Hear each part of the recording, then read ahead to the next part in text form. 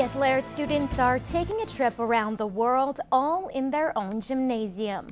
The school's annual culture fair showcases countries from across the globe, with students teaching their peers all about the different nations. Riley, found my Snickers. It's a taste of what life is like in different countries across the world. And what a taste it is. Everyone's excited for the food on Culture Fair Day. Eating. Eating is the best part. But eating is only a portion of what students take in at this annual event. I think it's important just to get to see the different cultures that are around the world, because living in Canada and living in Lloydminster, there's not all that many different cultures. But now students are seasoned in multiple areas, learning everything from geography to ancient history.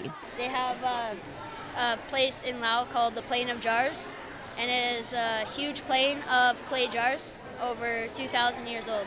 We look at all the different aspects. We look at religion and language and government of different countries, and of course food and clothing and traditions that other countries celebrate as well. And while students here dig in on international delicacies, there's a deeper meaning behind these different dishes. Just that everyone's different, and that's okay. Everyone has that one person they can't seem to buy the perfect gift for.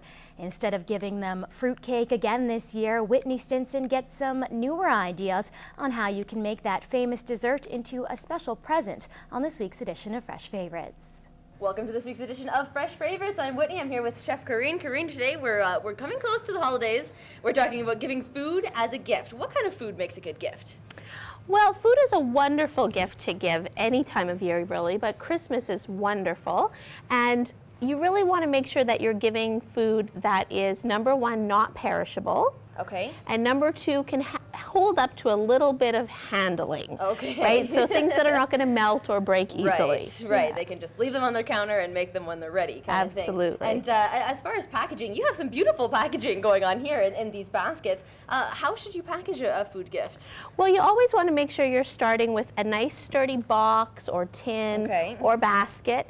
And then it's really nice, I think, you want to make sure that when you're including homemade things especially, that you've wrapped them individually.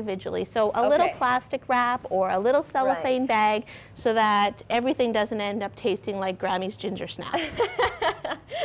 We've all had those, right? Exactly. And talk to me a little bit about, you have a couple lists in here, so including what's in the food or how to make the food? Is that what we've included here? It's really nice if you're giving a homemade gift to leave a little note or a recipe that says what is in the box, so what the items are. It's really helpful for people, especially if you're worried about allergies or that sort of thing. It's really nice to know what's in the box before you bite into it.